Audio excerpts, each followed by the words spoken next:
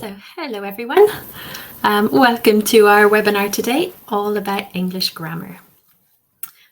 My name is Mairead O'Connor and I love grammar. I admit it, I absolutely love it, and I'm super excited to get to talk about it for the next hour with all of you.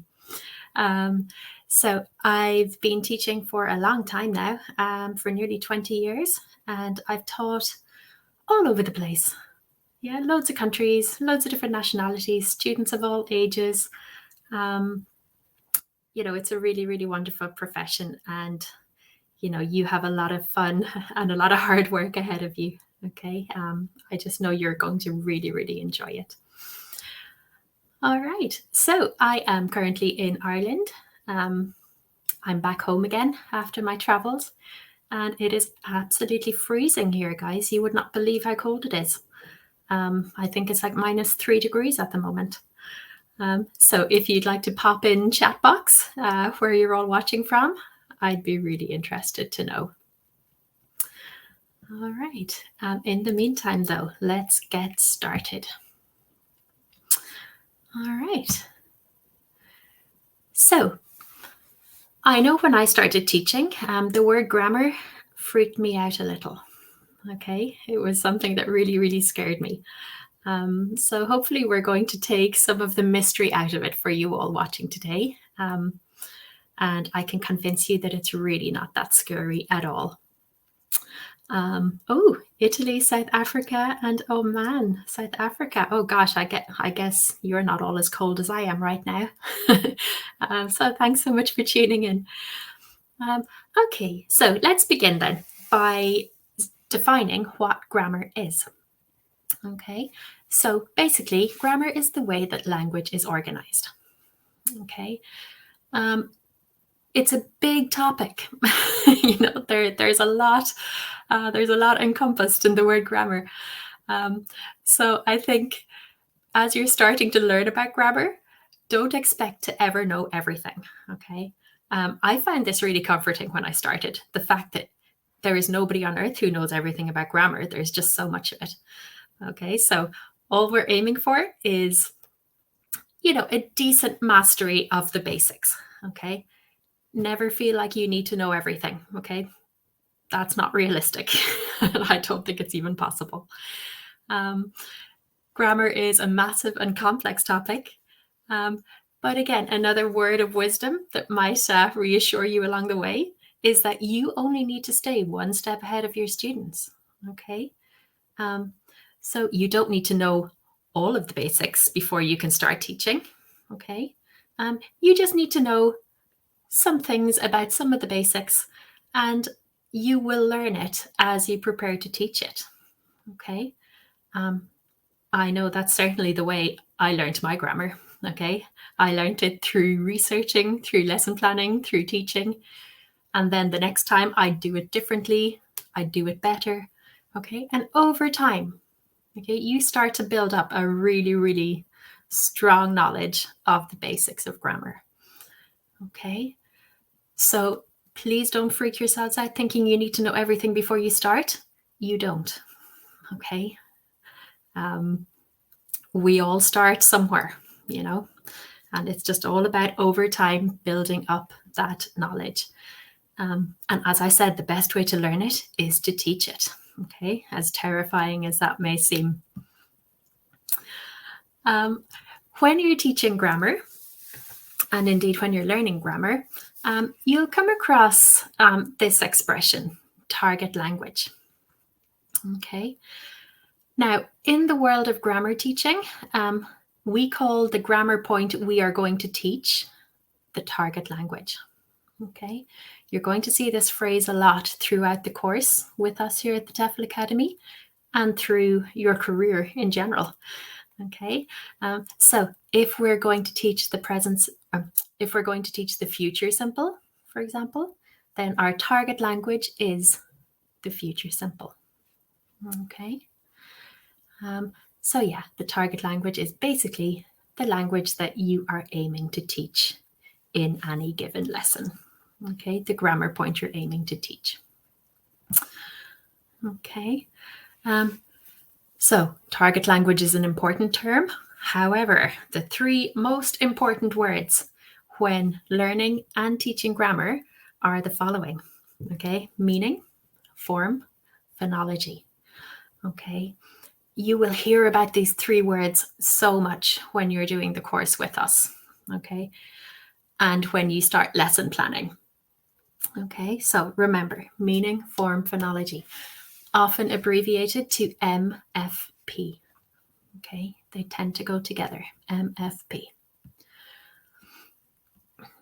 So MFP is really useful, okay, both for learning about grammar and then subsequently teaching grammar, okay, because they represent the three things that you need to focus on in order to really understand a grammar point and what you're going to teach your students to understand that grammar point. So let's go through what they mean. Meaning means the function of the target language. Okay, what's it for and what does it do? For example, if you're going to teach the future simple, okay, the meaning of the future simple is to talk about future events. Okay, so imagine your student asks you, why do we use the future simple? Well, what you explain to them is the meaning, okay, to talk about future events, among lots of other things too, yeah, but primarily its meaning is to talk about future events. Okay, so you need to start off by getting the meaning of the target language in your head. Okay, why do we use it? You'll find that a lot of English grammar has multiple meanings. Okay, like we could use the future simple for tons of things. Okay, but remember, you only focus on the meaning that you're covering in that class. Okay, so there's no need to learn all 5 uses of the future simple. Okay, you're just focusing on the meaning that you're teaching in that class. All right, so that can really help too to wrap your head around it little by little. So once you've got the meaning clear in your head, it's time to move on to the form. Okay, now the form is how we make the target language. Okay, the formula. Okay, for example, if you're teaching the future simple, like I will go, I will have, yeah, the form would be subject. So I, you, he, she, we, you, they. Okay, that is the subject, the person who does the action.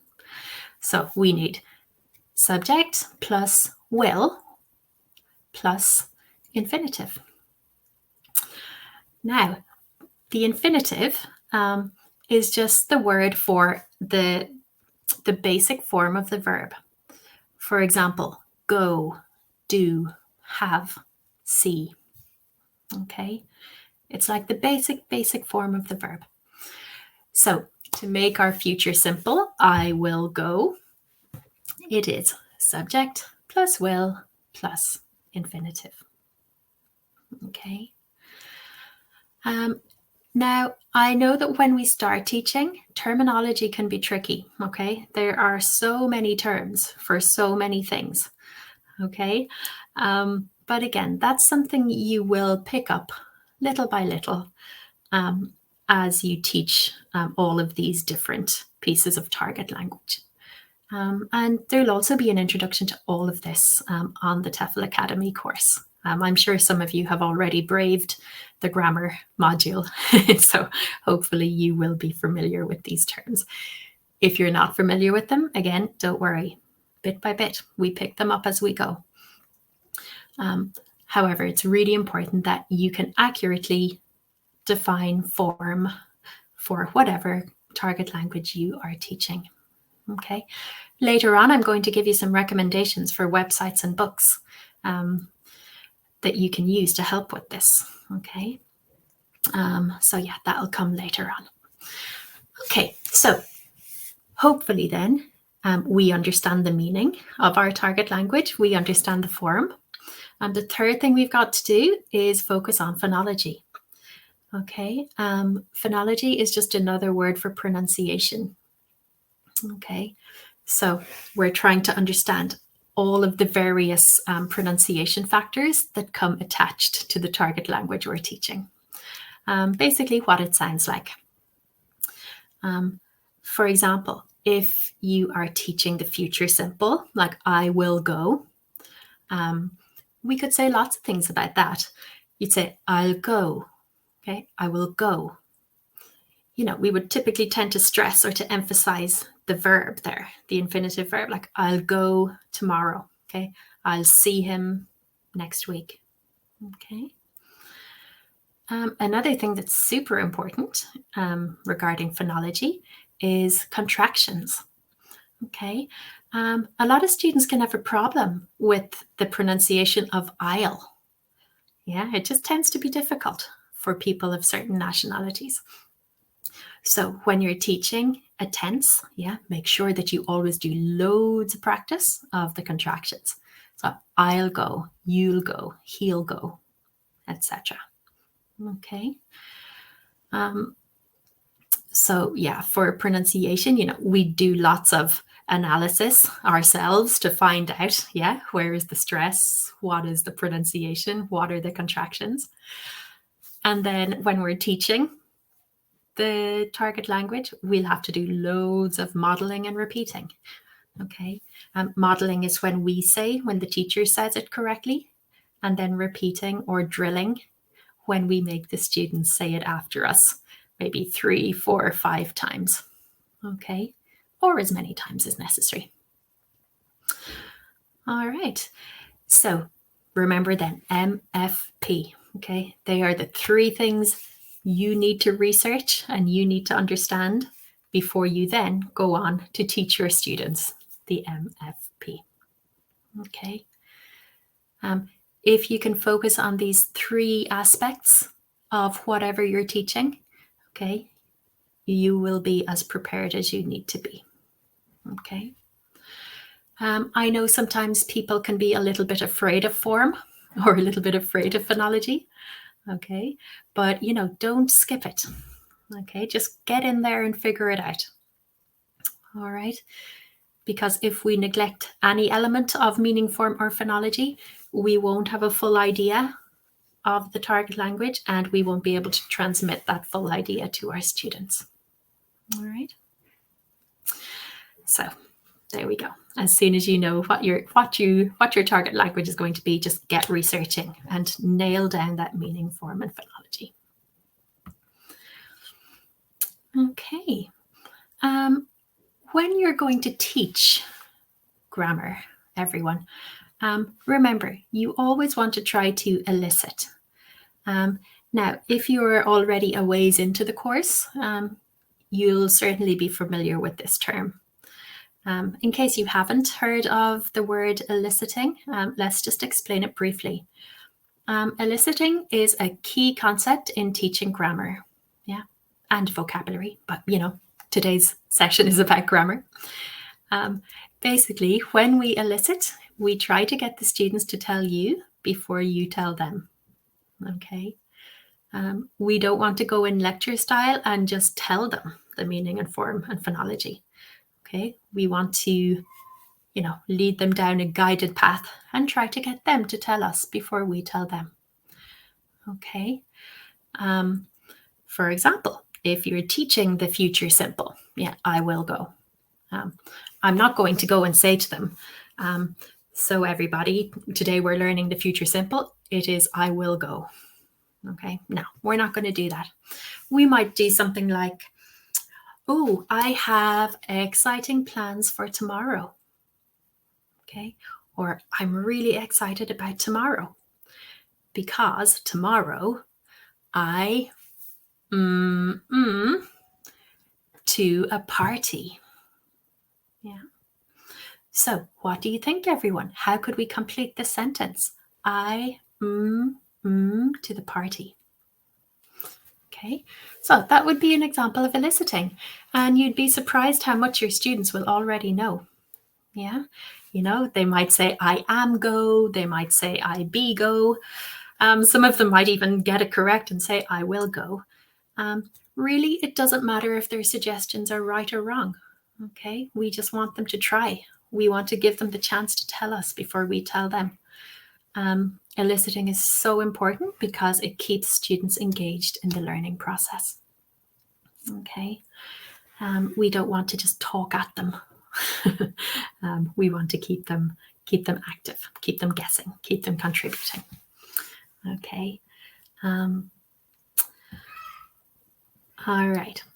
So I guess, everyone, when a new teacher thinks of grammar, okay, they probably think of one thing, and that thing is tense. All right. Tenses are a huge part of English grammar. Yeah, by no means the only part, but definitely a big part.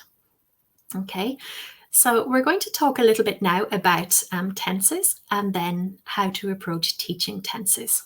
Okay, because it's something that you'll spend a lot of time doing down the line.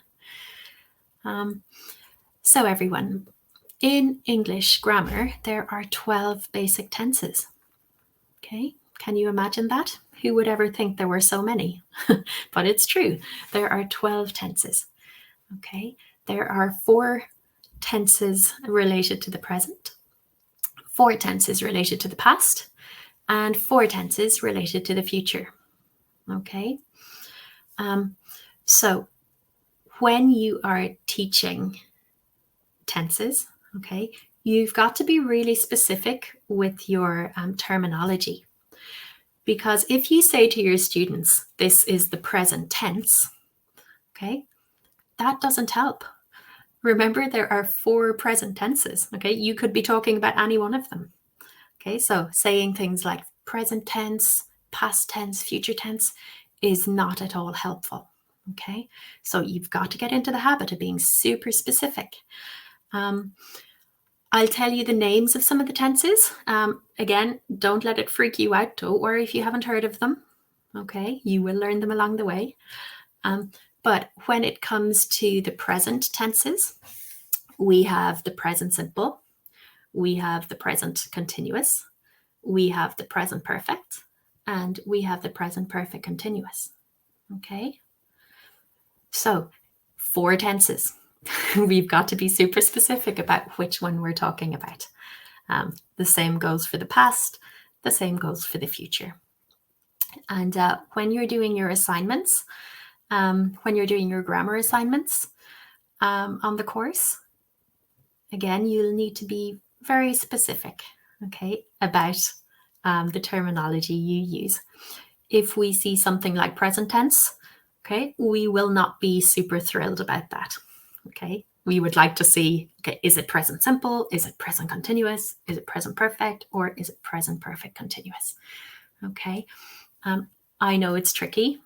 I remember when I started, I was just, my head was spinning with it all, but it's well worth getting yourself into the habit of being specific with our names of tenses.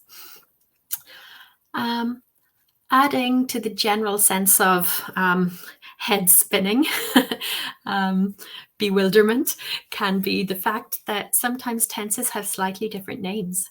Okay, different people call them different things. Okay, for example, I say the present continuous, but my colleague might say present progressive. Okay, it means exactly the same thing. Okay, it's like exactly the same tense.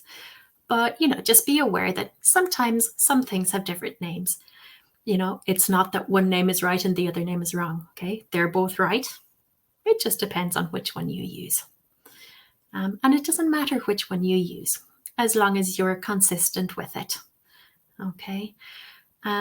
Another example could be some people say the simple past. Some people say the past simple.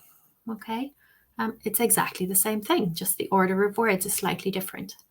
Okay, so again, don't worry about that. It's the same thing. You can call it whichever one you like, as long as you're consistent. But yeah, it can be a little bit confusing at first when you're reading grammar books and maybe you've learned the term present continuous and then the grammar book calls it present progressive. But again, it's just one more thing to be aware of. Okay. Just for the record, I would always call it present continuous, and I would always say past simple. Okay. But yeah, both are correct. It's just slightly different terms that different people use. Okay. So yeah, 12 tenses, guys. That's a lot. Again, don't feel like you need to know them all in depth before you start teaching. You absolutely don't. Okay, you'll only ever be teaching one tense at a time. So, you learn it as you go. Just keep working on understanding the meaning, form, phonology, and then, transmitting that meaning, form, and phonology to your students. Okay. So you're probably wondering, how on earth do I teach a tense? Okay, there's so much to it. Okay, so how do I teach it? Well, here are some tips. The first and foremost that you will do is research and know your MFP. Okay, it all comes back to that meaning, form, and phonology. Okay, so you spend your time looking up reference books, searching on the internet, and just make sure that you are super clear with the meaning, form, and phonology of the target language you're going to teach. Then, once you have the MFP clear in your head, you can start lesson planning. Okay, you've got to establish context for your lesson. All right. So remember before, I gave you the example of I'm really excited about tomorrow. Okay, because tomorrow, party. Okay, so you've got to establish a context. Like the context for my lesson would be parties. Okay, and I would get that idea in my students' head before even jumping into the grammar. Okay, we want to always set up a context and then use that context to slip in, to gradually ease into our grammar. Okay, we will then use this context to elicit an example of the target language. So like I told you, tomorrow, I'm so excited about it, okay, because they're a party, or I a party. Yeah, so we're eliciting, giving them the chance to tell us before we tell them. Okay. Once you've elicited a sentence in the target language, okay, then it's your turn to also try to elicit the meaning, form, and phonology. All right. We would do this through asking concept check questions. Okay. Like imagine your students have said, I will go to a party tomorrow. Yeah. Then to establish the meaning, I might ask them something like, so I will go to a party tomorrow. Is this about the past, the present, or the future? Okay. And, make them tell you that it's about the future. Okay. So rather than you telling them, they've told you. Okay. You have set them up to figure it out for themselves. All right. Similarly, you will elicit the form. Yeah. So you'll write your sentence, I will go to the party tomorrow, on the board, and you will ask them, what is I? Okay. Well, they will tell you, I is the subject. Okay. What comes next? Will. Yeah. What comes next? Infinitive. Okay. So you see, you are asking them questions to make them figure it out for themselves. Okay. They are working it out. If they don't know, of course you tell them. Yeah. But you've got to give them the chance to tell you first. And then, as we said, the phonology, the pronunciation, you are just going to do tons and tons of model, repeat. Okay. You say it, they say it. Okay. Also remember those contractions. Okay. I think contractions are so important because, that's what they will hear in everyday life. Okay. Like I would say that 99% of the time I use contractions, my family use contractions, my friends use contractions. Okay. So, we've got to help our students understand English in everyday life, right? So we've got to pay a lot of attention to contractions so that our students will understand them when they hear them. Okay. So once you've done all of that, then once you've enlisted your meaning, form, and phonology, you're going to go back and you're going to ask more concept check questions just to make sure that they've really, really understood. Okay. So again, you'll ask them, so are we talking about the past, present, or future? Okay, I always use my hands a lot there. Yeah, past, present, future. If it's relevant, we can ask them something like, is the action finished? Okay, like with the hands, finished. Or is it in, oh, where's my camera? Is it in progress? Okay, or is it continuing? Yeah. So, whatever the target language you're teaching, whatever the tense you're teaching, okay, you'll want to make sure to check the time reference and the state of the action. Okay. I think the main thing is, everyone, when you're teaching the meaning, form, and phonology, don't rush it. Okay. I know a lot of new teachers can get a bit nervous and they just want to be over with that whole stage. So they just fly through it in 5 minutes. Don't do that. Okay. Just try to slow it down. Take your time. Go through everything very methodically. Yeah, there's no rush. Again, if you have done your preparation and you've, really got a good grasp of the meaning, form, and phonology, okay, that will help you to be confident in what you're doing and to just follow your lesson plan. Yeah, just don't rush. Okay, just take deep breaths. Give the students some time to process what they're hearing. Take your time. All right, there's no rush. If you need to go look at your lesson plan to remind yourself what you're doing, do that. Okay, there's no problem. Teaching is not just memorizing a 60-minute lesson sequence. Okay, if you need to look at your plan, look at your plan. Get yourself back on track and away you go again. Okay. All right, so that is how I would approach teaching tenses. So then once you have taught the meaning, form, and phonology, okay, you're going to have to practice that language with your students. Okay, so you'll be using 2 different types of practice activity. Okay, you'll be doing controlled practice, first of all. Okay, controlled practice tests accuracy. Think back to school, all of those complete the sentence tasks you did, all of those gap fills, all of those matching activities. Okay, they were controlled practice. Okay, this is when the student really gets time to think about things, okay, and to work with the language. There is only one right answer to a controlled practice. Okay, that's why we call it controlled, right? It doesn't allow for a great deal of creativity. Okay, it's just plainly focused on, can you get the correct answer here? Okay. So once students have done a controlled practice, then you can move on to the freer practice. Okay, that's usually a far more creative speaking task. Okay, it gives students the chance to use the target language in a suitable fluency-based speaking task. Like they might do a role play about planning a holiday, for example. Yeah, or they might have a discussion about their plans for next week.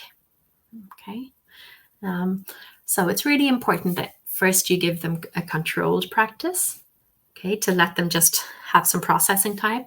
And then when they've got that correct, move on to the more creative speaking task. Okay. Remember though, tenses, the 12 tenses are a massive part of English grammar, but they are by no means the only part. Okay, as you start teaching, you'll come across tons of other areas of grammar. For example, syntax. That's just basically a fancy word for word order. An example might be, in English, we typically use the order adjective noun. We would say, for example, a yellow car, okay, or a big house. Yeah, we wouldn't say a house big or a car yellow. All right. So word order or syntax is also a big part of grammar. You'll spend a lot of time working on that. Other areas might be countable or uncountable nouns. Okay. Do they always stay singular or can they be made plural? Okay. What about modal verbs? All of those verbs like can, could, must, should, will, etc. Okay. You might also, well, you certainly will, also work a lot of conditionals, on conditionals. So all of those if structures. Okay. Yeah. If I have time, I'll do it. If I had money, I'd buy a house. Okay. If I had seen him, I would have said hello. Okay, so all of those if things, conditionals, plus many more areas of grammar. Okay, there are tons of areas of grammar. All right. I'm not saying that to overwhelm you or to scare you, but just to mentally prepare yourself. Remember, we said at the beginning, though, nobody knows everything. Okay, and importantly, you don't need to know everything. You just need to be one step ahead of your students. All right. And you will learn it as you go. Okay. So just before we open up to our questions and answers, let's just look at some general points for how to avoid getting overwhelmed. Okay. So I've said most of these before, but they bear repeating. When you start with grammar, just take it one point at a time. Okay. Don't aim to learn everything about all 12 tenses. Okay. You won't learn everything. Just be realistic at what you can do. Okay. Maybe pick one tense and spend some time on that. Okay. Just focus on it. Focus on the meaning, form, and phonology. Okay. And when you feel comfortable with that, go to the next. Okay. Don't try to learn everything at once because I promise it won't happen. Okay. You've got to break it down into like bite-sized pieces. Also accept that you will learn it as you teach. Okay. That was a hard one for me to accept because I'm a bit of a control freak. I just felt like I needed to know everything. And I was horrified at the thought of starting teaching without knowing everything. Okay. But, the more I taught, the more I realized, look, we learn this as we go. Okay. So surrender to the idea. Okay. Don't fight it. Embrace it. I would say the best way to learn is to take your own notes to revise. Okay. So if you find a really good book that explains the tenses really well, you take notes. Okay. And then you look over those notes and you rewrite those notes. Okay. You will just learn it through constant revision, constant repetition. As I said before, from the very beginning, try to learn and use the correct terminology. Okay. So instead of saying present tense, say present simple tense. Okay. Instead of saying plus verb, say plus infinitive. Okay. For example, just try to use terminology correctly. That will really stand to you in the future. Okay. And finally, play the long game here. Okay. There are no quick fixes to learning grammar. Just accept that it's a lifelong process. Okay. I've been teaching it for 20 years and I'm still learning new stuff all the time. All right. So take the long-term perspective and you will get there, I promise. All right. So there we go, everyone. There ends my 35-minute speech on grammar. Both learning grammar yourself and then teaching English grammar. Okay, so it's over to all of you. I would love to know your questions. I'm only going to answer questions related to English grammar and teaching English grammar. Okay, I don't have time to address questions about any other areas today, I'm afraid. So I'll give you a couple of minutes to start thinking of those questions, and then we will start going through the chat box and answering as many as we can. Okay, so let's go. Start typing in your questions.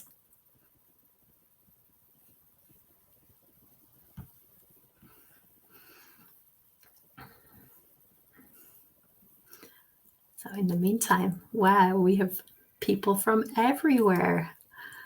Wow, from LA. Hi, Michael. Debbie from Monaco. Oh, how glamorous. I've always wanted to go to Monaco, but I've never been. We have Canada. Oh, so yeah, I know you appreciate how cold how cold I am right now. Okay, we have the Netherlands. Fabulous. South Africa.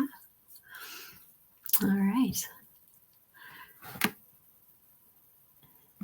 So we're just waiting for some questions.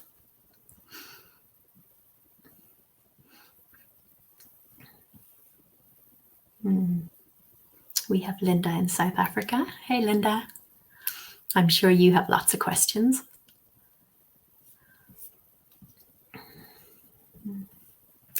So I guess, yeah, grammar is such a big, it's such a big topic. It may be hard to even begin to start forming questions about it. So I'm not surprised that it's taking a while for some questions to come through. While we're waiting, then, yeah, while you're getting your thinking caps on, why don't we look at some resources for teaching grammar, or well, for learning grammar, actually. So I think when it comes to websites that you can use to research meaning, form, and phonology, there are two websites that I find particularly useful. The first website is called englishclub.com /grammar. Okay. This is a really good website because it's aimed at students, so it's simplified. Okay.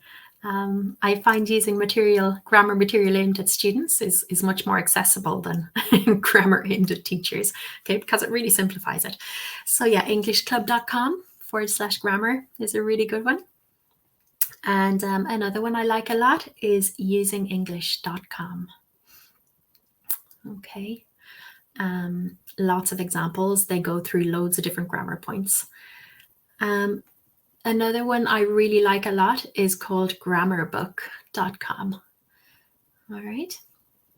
So yeah, that's really good for punctuation and stuff. Okay. The really like nitty gritty stuff is on grammarbook.com. So yeah, hopefully those websites might be as useful to you as they have been for me. All right, awesome. So, now we have questions flooding in. Let's go. Okay, so hi Minna, good to see you. I feel like we're old friends now, Minna. We've seen each other a lot. Do we also elicit contractions? If yes, can you give me an example? Thank you in advance. Well, I think for contractions, Minna, I might just jump right in and, just model the correct way to pronounce it. Okay. Or I might say something like, okay, I will. How do we say these two words together? Yeah, I will, I'll. Okay, so you could try to elicit that way. Yeah, but normally I want them to say them correctly right from the beginning. So I would just tend to model. Yeah, so everybody listen, I'll. Can you say that? Yeah, say it again. Say it again. Yeah, just like that. Okay, thank you, Mena. Good question. All right, let's look at another one. So hello, Amy. Nice to meet you. Looking for advice for teaching little kids. What age is a good age to start to teach some grammar?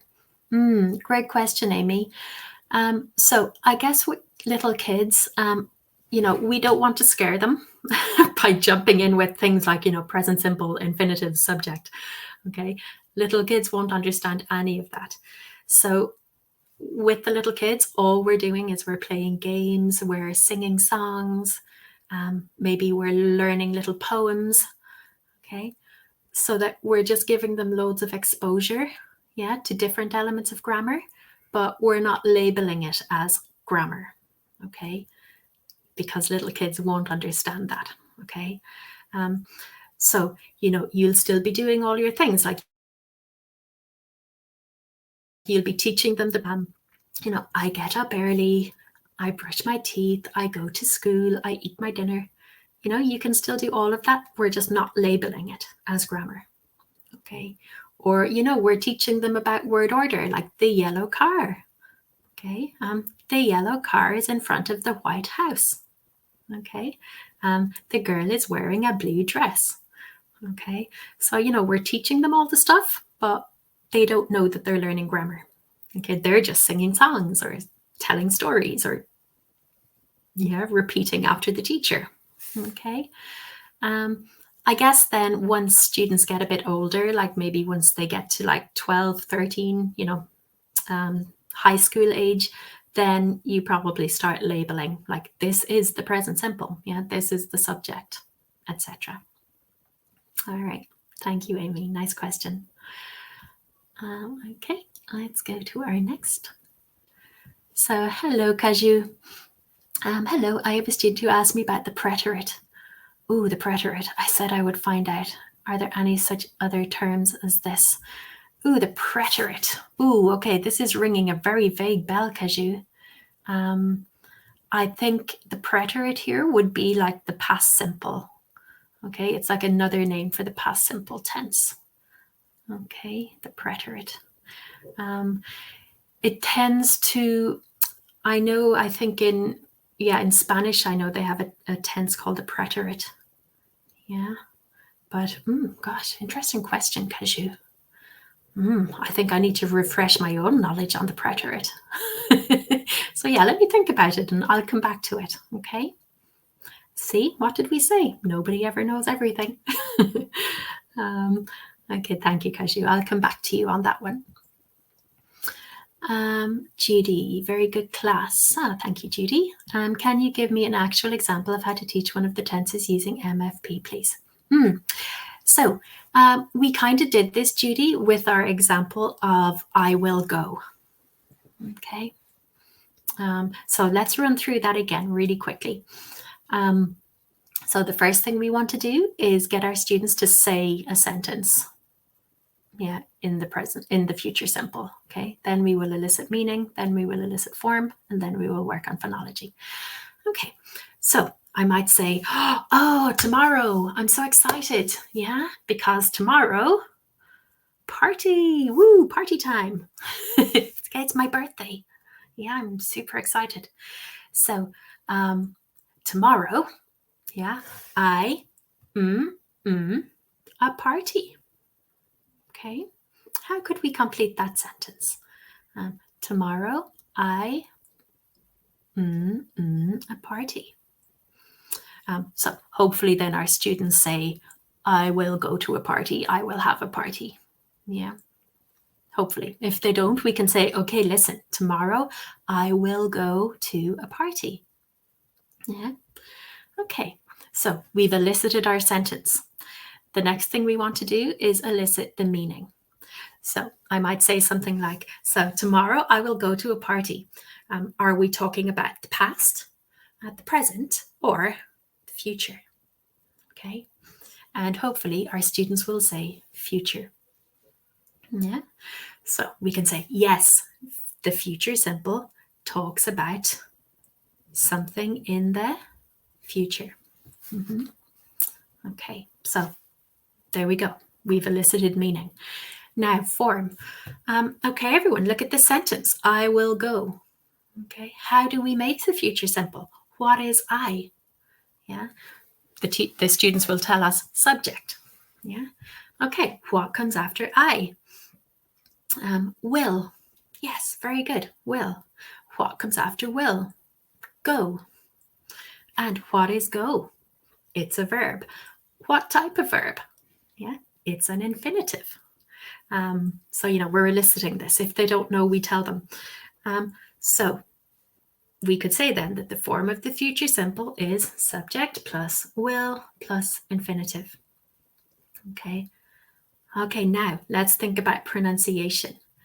Listen, I will go. Repeat, I will go. Again, I will go. I will go to a party. Repeat, I will go to a party. So like we're building up to a full sentence. Okay. What if we want to make that shorter? I will. How can we do it? I'll. So everybody listen. I'll. Repeat, I'll. I'll go. I'll go. I'll go to a party. I'll go to a party. Okay. Yeah. So then to finish up, we just want to ask some of our CCQs. So we can say, so then everybody, we use the future simple to talk about the future. Okay. Whew. Gosh, that was remember I said don't rush it? So you wouldn't normally go that quickly, but they would be the basic steps. Okay. So hopefully, Judy, that answers your question. All right. So, hi, Kathy. How are you, Kathy? How do you modify teaching grammar for young learners? Oh, yeah. So, Kathy, this kind of relates back to what we said to Amy. You're teaching them grammar, but you're not labeling it as grammar. You're not telling them that they're doing the present simple. You're not telling them that they're learning the imperative. Okay. The imperative is just giving orders like sit down, stand up, yeah, push your chair in. Okay, that's the imperative. So you wouldn't tell them that they're learning the imperative, but you might play a game of Simon Says, okay, because Simon Says is all about the imperative. Yeah, touch the ground, jump, dance, sing. All right. So, you'll just be doing games, doing activities that practice a certain grammar, but you won't be telling them that they're doing grammar. All right. Okay, thank you, Dominic. Kathy, hopefully that answers your question, but if it doesn't, come back to me. All right, good. Let's see, we have some more. I knew the questions would come flying in once you got started. Okay, hi, Danielle. I learned that the MFP stands for meaning, form, and pronunciation, but from now on, should I say phonology and not pronunciation anymore? Oh, yeah, Daniil. See, this is a classic example of people using different terms for different things. Okay. It's absolutely fine to say pronunciation. Okay, that's not a problem. I just say phonology because phonology just kind of encompasses a bit of a wider area. Like it takes into account things like intonation, things like word stress, sentence stress, not just the actual sound of the word, but, does it rise, does it fall, etc. But genuinely, you can say meaning, form, pronunciation. That's not a problem. Okay. You'll come across both. Okay. Yeah. Thank you. That perfectly illustrates the point of different people using different terms for the same thing. All right. Thanks, Daniel. Okay. So, hello, Geraldine. When do we not contract subject and will? Oh, well, generally, Geraldine, in short answers. Yeah, like, oh, will you buy milk after work? I will. Yeah. We can't say, yes, I'll. Okay. So we would typically never contract short answers. Okay. Also, we wouldn't contract if we're trying to emphasize something really strongly. Like if my husband says to me for the 100th time, oh, will you help me with painting the house tomorrow? I said, I will help you. I've told you a million times, I will help you. Okay. So for the record, he would never ask me to help him paint the house, but just the first example that came to my head. So yeah, we would never contract in short answers or when we're like really emphasizing a point. All right. Thank you, Geraldine. Nice question. Okay. All right, let's just scroll down. We have some more. We have 10 minutes left. Kaju.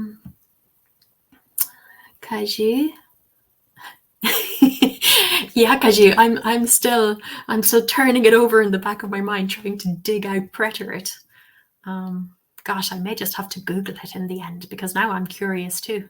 But okay, we'll see if it comes out before the end of the session. Okay. So hi, Blue. Oh, we've met each other lots of times back through the months. I hope you're doing well. So Blue, do you have any tips for figuring out which words are stressed? It's a stumbling block for me. Oh, yeah, I hear you, Blue. That's a tough one.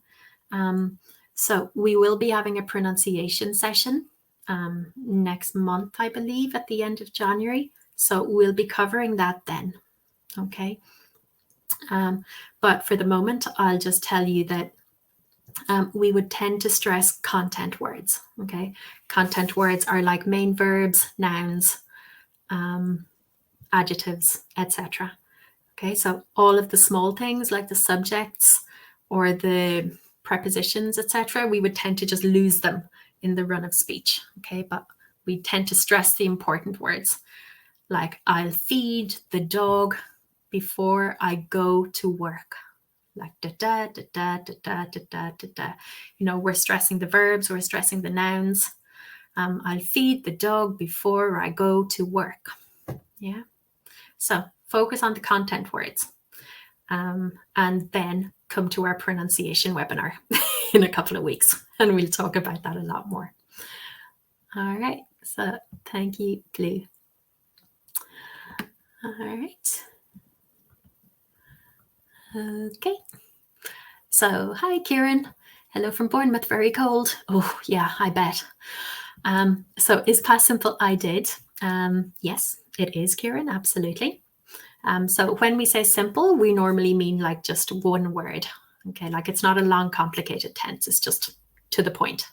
Okay, so I did is past simple. So what is an example of continuous past simple? So Kieran, continuous past simple doesn't really exist. Okay, normally a tense will be either continuous or it will be simple. Okay, so if we have past continuous, it would be I was doing. Okay, because anything continuous will always be the verb to be plus ing. All right.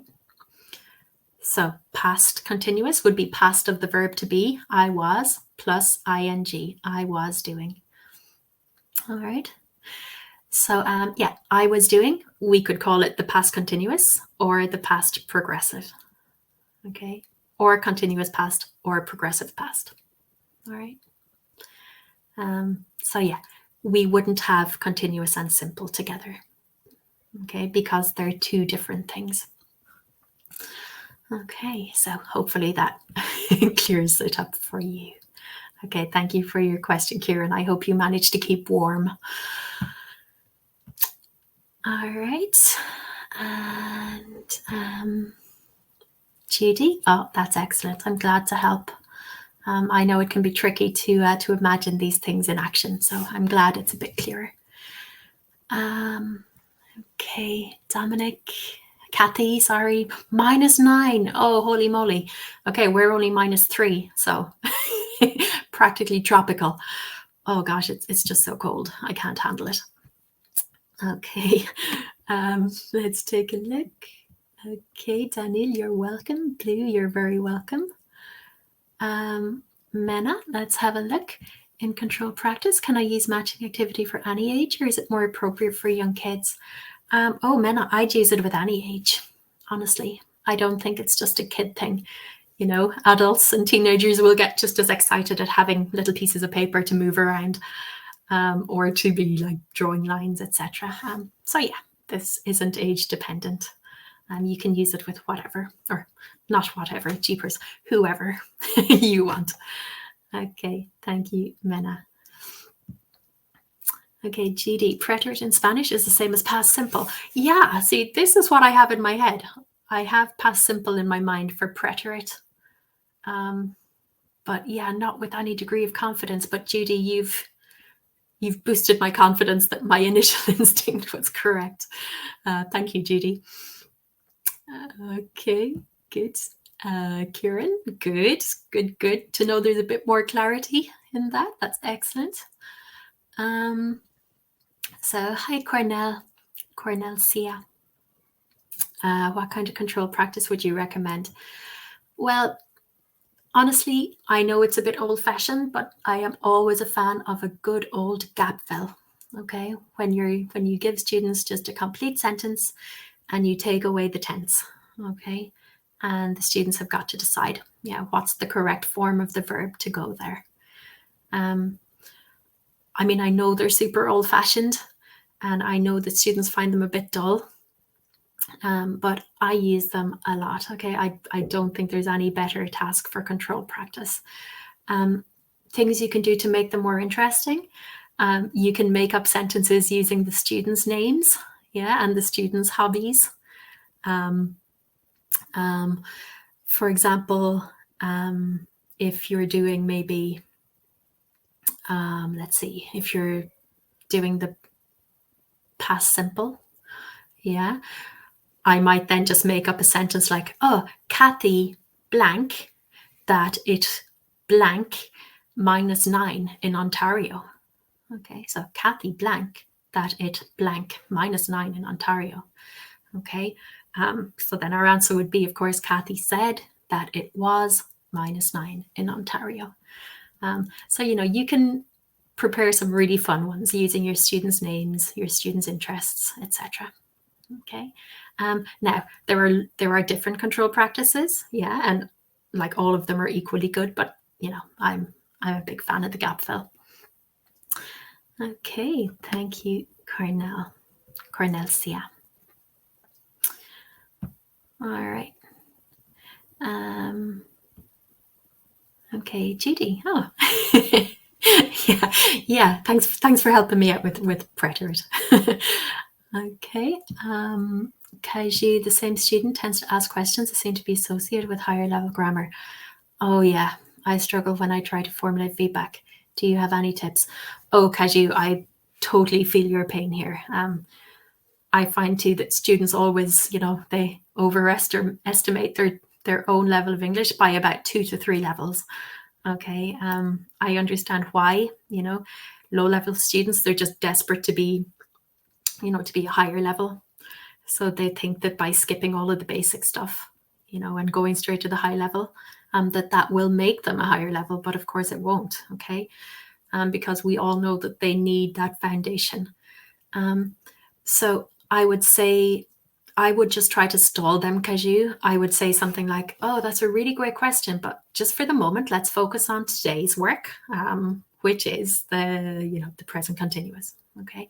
If we have time at the end, then, I'll try to answer any questions, but, today we're just focusing on this for the moment. Okay. I might also just say to them, oh, that's a really great question. So as homework, why don't you go look it up? And then in the next class, you can tell me what you think it is. Okay. So it's like all about kind of stalling them to an extent and reminding them that, this is what we're doing today. Okay. Because if you get into the habit of answering every single question about, anything they want to know, your actual focus on target language will get completely derailed. So try not to let that happen. Just stall. Okay. Yeah, that would be my advice, but I totally understand it's a tricky situation. All right. Okay, lovely. And Mana, you are so welcome. I really appreciate your contributions. All right. Okay, so, oh my goodness, look, our time is up. Yeah, we have 1 minute left. Let me just do a final sweep and see that I've got through all of the questions. I think I have. Yes. Yeah, okay. Yeah, that's it, everyone. I think we are done. We've got through all our questions. So thank you so much for coming to our session today. It was a lot of fun. As I said, I am always willing to talk about grammar. It's one of my very favorite things. If you're doing the online assignments, or if you're doing the grammar module of the online course and there's something that you're stuck on, please send through a ticket, send through a message to tutor support. Okay, we are all there watching your questions come in, and we do our very best to clarify things for you. Okay, so when in doubt, send a ticket to tutor support. Okay, there is no question too small. All right, awesome, everyone.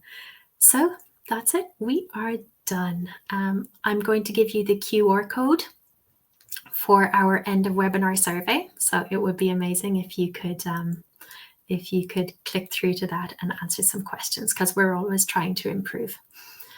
In a moment, I'll also put a link to the end of webinar survey in the chat box. All right, so take care, everyone. Hope to see you next time. All right, bye.